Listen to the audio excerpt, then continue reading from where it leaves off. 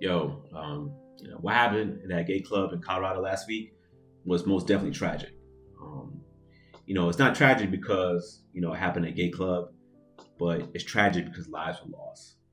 Anytime there's some type of tragedy, uh, the reason behind that tragedy, should be acknowledged, recognized, analyzed, and revolted against, so that the probability of something like that happen again is diminished. However, that's not the case here, unfortunately, as the liberal media can't help but to shift and rotate the situation against their political opponents, which in this case, obviously, is Republicans and conservative movement.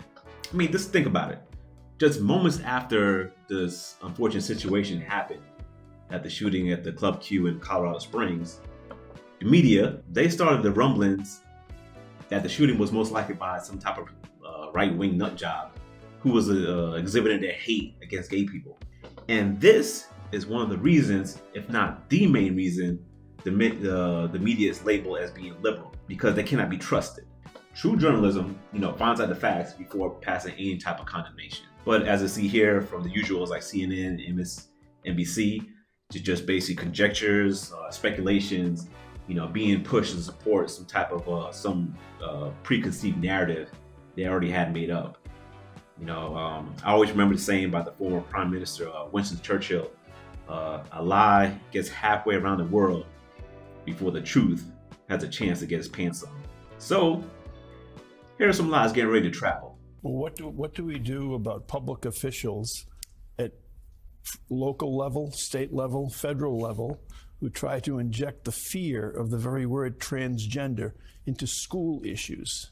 That a transgender person might be trying to be on your son's or daughter's softball team. Right, and that's the biggest worry, right? That can't be allowed. Right. They're dangerous. Why are they dangerous? We never probe the motive of these politicians who cheaply, absurdly, and evilly throw that issue around. Right, because of the attention economy that we live in.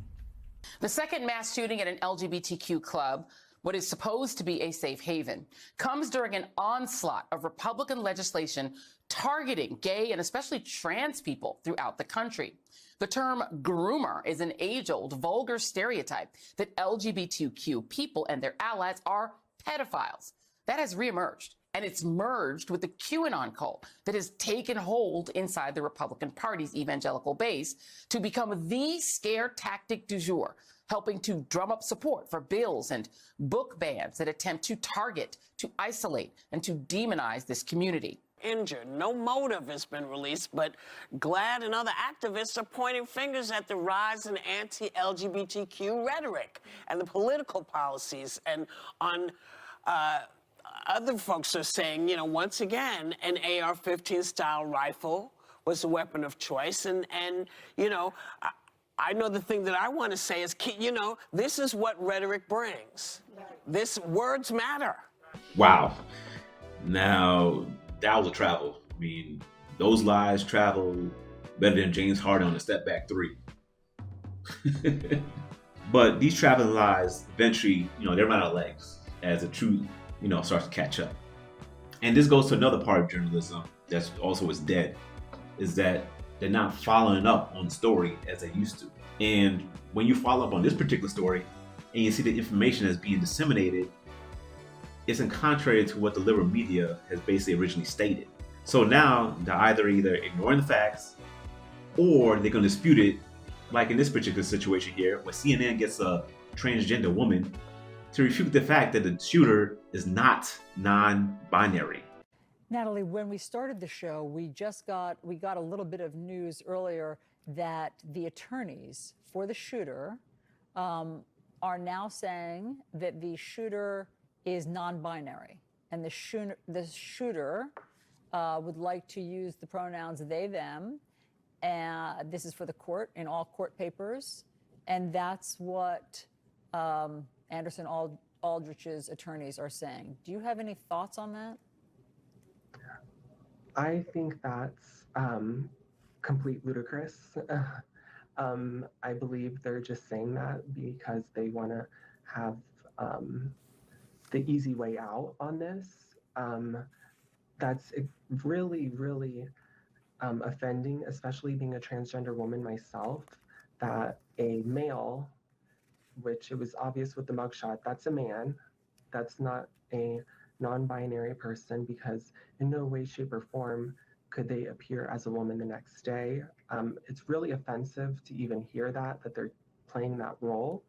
And if they're non-binary, why would you go after the club where you feel safe at?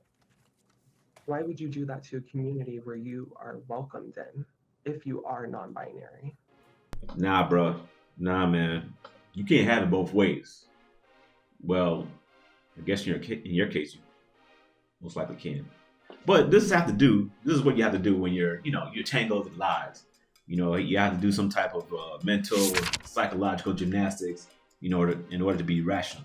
I mean, think about it. How are you going to say a person, the shooter, is not non-binary and can identify as that, but at the same time criticize a person for not acknowledging your choice of your lifestyle and how you identify?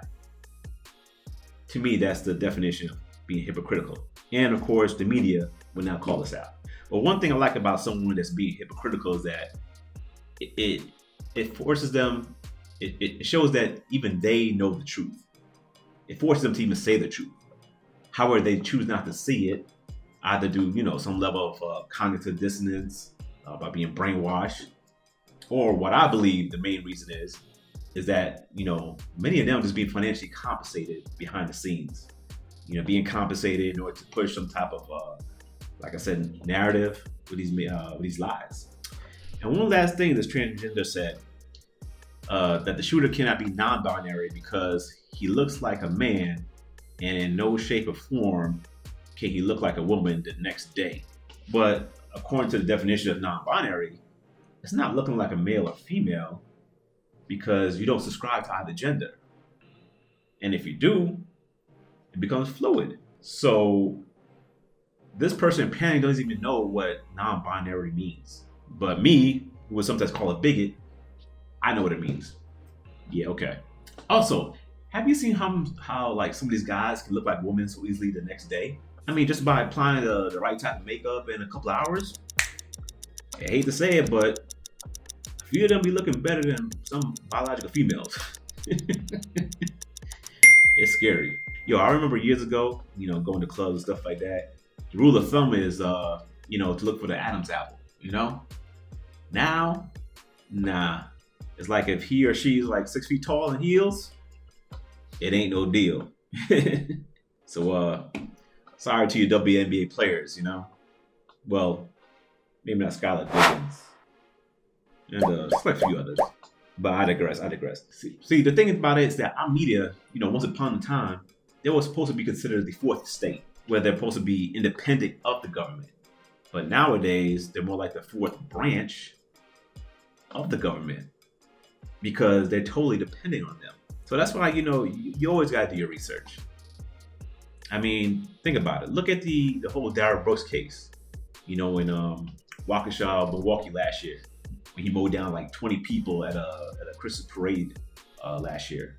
Once it was found out that he was just a black male and, not a white supremacist, the story pretty much just went dead. CNN, CBS, MSNBC, and others, they didn't cover the case nearly as much as they did the Kyle Rittenhouse case. And the only reason they covered the Kyle Rittenhouse case so much was basically to attack our Second Amendment rights. And it did it, under the obscurity of racism. So to me, there's no angle here. So therefore, there's no story.